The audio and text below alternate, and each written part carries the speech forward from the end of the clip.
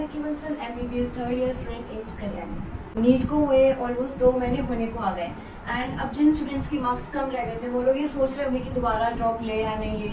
अब जो भी टाइम था सोचने का आपने अच्छे से सोच लिया होगा और आपने दोबारा ड्रॉप लेने का डिसीजन भी लिया होगा या नहीं वो आपको पता होगा। अब जो स्टूडेंट स्टार्ट कर चुके प्रिपरेशन करना, अब उन्हें ये हो रहा होगा कि हम किस तरीके से पढ़ाई करें कि हमारा जो लास्ट टाइम की जितनी भी कमियां थी वो हम इस बार उस चीज़ को पूरा कर सके। या फिर जो फ्रेशी हो, जो भी ट्वेल्थ में आए हो, वो next year first time NEET देंगे तो वो उनसे वो गलती पहली बार में ना हो, वो उस टाइम भी इस चीज़ को सुधार कर अच्छे से परफॉर्म कर सके। तो इस वीडियो के अंदर मैं आपसे आज बात करूंगी कि आपको बायोलॉजी के अंदर किस तरीके से पढ़ाई करनी है। एनसीईआरटी को एक तरीका होता है रीड करने का, पढ़ने का, तो आपको उसे किस तरीके से पढ़ना है, कैसे उसको फॉलो करना है। फिजिक्स, केमिस्ट्री, बायोलॉजी, इन तीनों में बायोलॉजी एक ऐसी सब्जेक्ट है ना जिसको आप मतलब बिना किसी एक्स्ट्रा बुक के कुछ भी किए सिर्फ नॉर्मल एनसीईआरटी पढ़ के और एक्स्ट्रा क्वेश्चंस प्रैक्टिस करके आप इसको अच्छे से परफॉर्म कर सकते हो। मतलब ये होता है ना, फिजिक्स केमिस्ट्री में हमें बहुत जगह से देखे होते हैं, मतलब कुछ हमें मॉड्यूल की भी हेल्प लेनी पड़ती है हमारे कोचिंग इंस्टीट्यूट की, लेकिन बायोलॉजी में आप लोग बिना मॉड्यूल के सिर्फ एनसीईआरटी के थ्रू आप लोग अच्छा परफॉर्म कर सकते हो। एंड हमें बायोलॉजी में अच्छा परफॉर्म करना बहुत जरूरी है क्योंकि बायोलॉजी 360 मार्क्स की होती है, मैक्सिमम मार्क्स हमारे पास वहीं से आते हैं। तो ये बहुत जरूरी है कि बायोलॉजी में 350 प्लस मार्क्स तो स्कोर करो, आपके 10 नंबर भी कहीं नहीं कटने चाहिए। सबसे पहले आपको बताती हूँ 11th की एनसीईआरटी आपको उसे कैसे पढ़ना है। देखो बायोलॉजी के अंदर कोई भी सब्जेक्ट हो, तीनों में सबसे ज्यादा सिलेबस 11th का होता है। 11th हमारा मैक्सिमम सिलेबस कवर करता है नीट के अंदर, तो आपको 11th को और भी अच्छे से पढ़ना पड़ेगा। और 11th एक तरीके से हमारा बेस होता है 12th के लिए भी, तो आपको 11th अच्छा होगा तो आपका 12th भी ऑटोमेटिकली अच्छा होने लग जाएगा। तो अगर मैं बात करूँ आपको बायोलॉजी को किस तरीके से रीड करना है, बायोलॉजी को जब भी आप कोई चैप्टर एनसीईआरटी का पढ़ो ना, उसको मतलब उसका इंट्रोडक्शन पार्ट एक बार पढ़ लेना चाहिए क्योंकि बहुत बार ये क्वेश्चंस हमारे पास इंट्रोडक्शन वाले पार्ट से भी आ जाते हैं डायरेक्टली कि इस साइंटिस्ट ने ये कैसे डिस्कवर किया, किसने क्या किया। पहले ये क्वेश्चंस 1-2 बार आए हुए हैं, इसलिए अपनी सेफ्टी के लिए ये इंट्रोडक्शन पढ़ लो एक बार। लास्ट कुछ टाइम से इससे वो क्वेश्चंस नहीं आ रहे, लेकिन इसका मतलब ये नहीं है कि आगे उससे क्वेश्चंस नहीं आएंगे क्योंकि आगे नेक्स्ट ईयर पेपर कोई और बनाने वाला है, पेपर कोई और कंडक्ट करने वाला है। तो क्या पता पेपर का पैटर्न फिर से थोड़ा चेंज हो जाए, फिर से क्वेश्चन इंट्रोडक्शन से उठने लग जाए। तो इसलिए पहले से ही अपने आप को सेफ्टी लेके चलो कि हमें कुछ भी टॉपिक मिस नहीं करना है, ठीक है। इंट्रोडक्शन वाला पार्ट हमेशा आपको पढ़ना है किसी भी चैप्टर को स्टार्ट करने से पहले। और जब भी आप चैप्टर को गो थ्रू हो ना, अगर आप आपने चैप्टर पढ़ना स्टार्ट किया, अगर आपने 1-2 पैराग्राफ किए, आपको पहले समझ में नहीं आएगा। अगर आप एकदम फ्रेश हो, 11th के स्टूडेंट हो, तो आपको ऐसा लगेगा कि अरे बहुत टफ लैंग्वेज है ऐसे, तो उसको लगने दो। उस वक्त उस चैप्टर को उस पॉइंट पे आपने छोड़ दिया ना, फिर आप उसको दोबारा नहीं उठा पाओगे। तो उस वक्त आपको उस चैप्टर को पूरा रीड करना ही है, चाहे आपको समझ में आ रहा हो या नहीं। जो चीज समझ में नहीं आ रही, आजकल हमारे पास बहुत सारे ऑप्शंस पे होते हैं कि हम उसकी मीनिंग कहीं देख लें, गूगल पर हम उसकी हेल्प ले लेते हैं। बहुत सारे ऐसे ऐप्स भी होते हैं जो हमें एनसीईआरटी पढ़ने के लिए हेल्प भी करते हैं। और आप 11th की स्टूडेंट हो तो आप स्कूल में टीचर से भी हेल्प ले सकते हो। अगर आप कोई फ्रेशी के बाद आपने ड्रॉप लिया स्टूडेंट हो तो आपने पहले से एनसीईआरटी पढ़ी होती है स्कूल में, तो आपको उसमें इतनी प्रॉब्लम नहीं आने वाली है। तो इसलिए जब भी पढ़ो तो पूरा कोशिश करना कि चैप्टर को पूरा रीड कर लो एक बार रीड करने पर लगेगा कुछ समझ में नहीं आया, कुछ भी नहीं हुआ है, आपको उस चैप्टर को 2-3 बार रीड करना पड़ेगा। लेकिन ये नहीं है एक ही दिन में 2-3 बार रीड कर रहे हो, नहीं। अगर आपने कोई चैप्टर बायोलॉजी का आज रीड किया है तो आप कोशिश करो कि 2 या 3 दिन बाद आप उसकी एक रीडिंग और लगाओ। मतलब हफ्ते में आप लोग 3 से 4 बार उस चैप्टर की रीडिंग लगाओ, एक ही दिन में मत करो, उससे ज्यादा मोनोटोनस होकर बोरिंग हो जाएगा वो टॉपिक। तो हफ्ते में 3 से 4 बार उसकी रीडिंग लगाओ।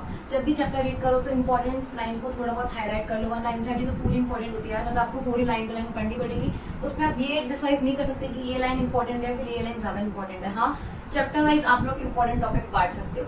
उसके अलावा अगर कुछ भी साइड में पैराग्राफ के साइड में कुछ भी डिटेल लिखी हुई है, फ्लो चार्ट बना हुआ है, कोई भी डायग्राम बना हुआ है, उसको बिल्कुल भी नहीं छोड़ना है। उसको भी उसी वक्त पढ़ते वक्त एक बार देख लेना है कि इस डायग्राम में ये लेबलिंग है, ये इस चीज का डायग्राम है, फ्लो चार्ट है तो वो इस चीज का, ऐसे करके आपको एक एक छोटी छोटी चीजें भी आपको उस चैप्टर की पढ़ लेनी है।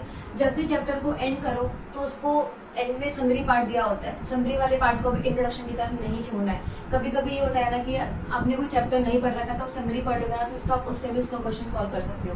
बट आपको ऐसा नहीं करना है, आपको चैप्टर भी पढ़ना है, समरी भी पढ़नी है, इंट्रो भी पढ़ना है, इससे भी directly line to line question आ जाते हैं। तो इसलिए आप वो चीज भी देख सकते हो। अगर आपने पूरे हफ्ते इस तरीके से चैप्टर को 3 से 4 बार पढ़ लिया, उसके बाद आप वीकेंड पर उसके क्वेश्चंस लगाओ, या फिर कोई भी बीच में एक दिन ले लो कि ये चैप्टर मैंने पढ़ लिया है, मुझे से क्वेश्चन लगाने। क्वेश्चन लगाना हमेशा कहाँ से स्टार्ट करना है, पहले आपके पास किसी भी कोचिंग के कोई भी मटेरियल हो बायोलॉजी का जिससे आप लोग प्रैक्टिस कर सकते हो। आपके पास प्रीवियस ईयर क्वेश्चन होते हैं, आप सोच रहे होंगे कि प्रीवियस ईयर क्वेश्चन तो बहुत स्कैटर्ड रहते हैं, हर चैप्टर के क्वेश्चन अलग अलग में दिए होंगे, वो दिक्कत हो जाएगी। तो ऐसे बहुत सारी कोचिंग है जिनमें आना एक एक्सरसाइज सिर्फ प्रीवियस ईयर क्वेश्चंस की दी होती है, तो आप लोग उसे वहां से सॉल्व कर सकते हो। फिर LN हो, कोई भी कोचिंग हो, फिजिक्स वाला हो, मैंने जितनों के भी सॉल्व किए थे सबकी एक एक्सरसाइज प्रीवियस ईयर क्वेश्चंस की दी हुई होती थी, तो आप लोग वहां से अच्छे से प्रैक्टिस कर सकते हो।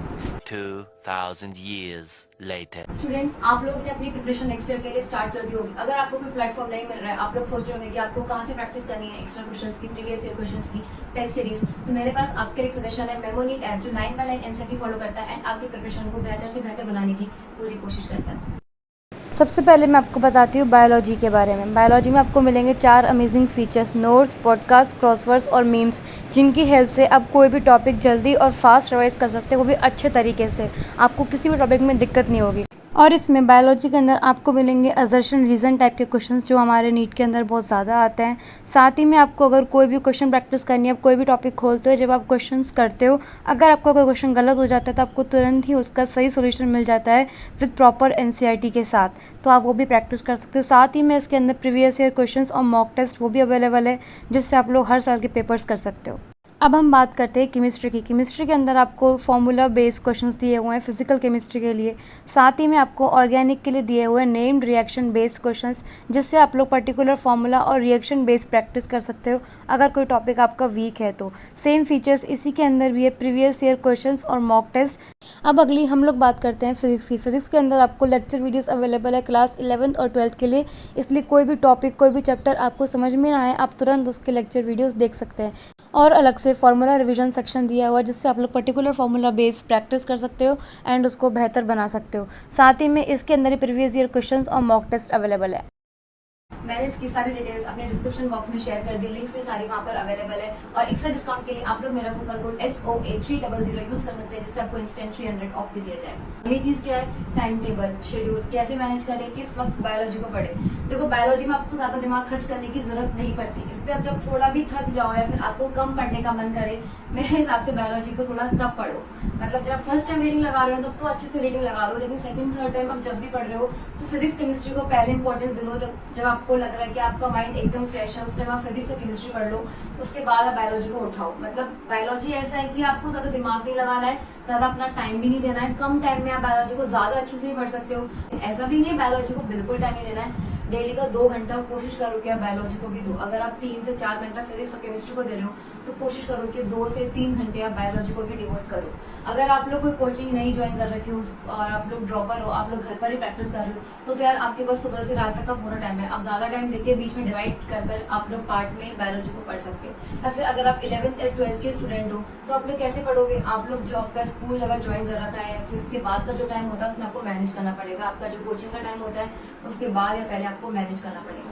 जिस तरीके से मैंने आपको बताया कि 11th की एनसीईआरटी ऐसे पढ़नी है, आपको 12th की भी एनसीईआरटी बायोलॉजी की ऐसे ही पढ़नी है। 12th में एक यूनिट है हमारी इकोलॉजी, जिसमें बहुत सारा डाटाबेस क्वेश्चंस भी होते हैं कि इस डेट को ये करके ये सब कुछ हुआ, तो वो सब भी आप लोग एक जगह नोट करते जाओ। क्या बार बार अगर चैप्टर रिवाइज कर रहे हो तो आपको बार बार डेट्स ढूंढनी पड़ेगी कि किसको क्या हुआ था, तो वो तो आप पढ़ोगे, लेकिन एक बार शॉर्ट में आपके पास लिखी रहेगी ना डेट्स वगैरह इस चीज़ के डाटा, तो आपको बहुत ज़्यादा हेल्पफुल रहेगा लास्ट में पढ़ने के लिए। अगर आपको कोई भी चैप्टर ऐसा हो जहाँ आपको लगे कि आपको छोटे में नोट बनाकर एक्स्ट्रा रख लेना चाहिए, अब वहाँ ये चीज़ कर लेना। आपके खुद की चॉइस है कि आपको कौन सी सब्जेक्ट ज़्यादा टफ, ईजी, मीडियम, क्या लेवल है, वो आपने खुद ने पढ़ के देखना है। मेरा तो ये था कि मैं पहले पढ़ती थी फिजिक्स, फिर केमिस्ट्री, फिर बायोलॉजी। मतलब ये जो तरीका है ना, अगर आपने पूरे साल फॉलो किया ना बायोलॉजी में, तो आपको बायोलॉजी में 360 आउट ऑफ 360 आने से कोई नहीं रोक सकता।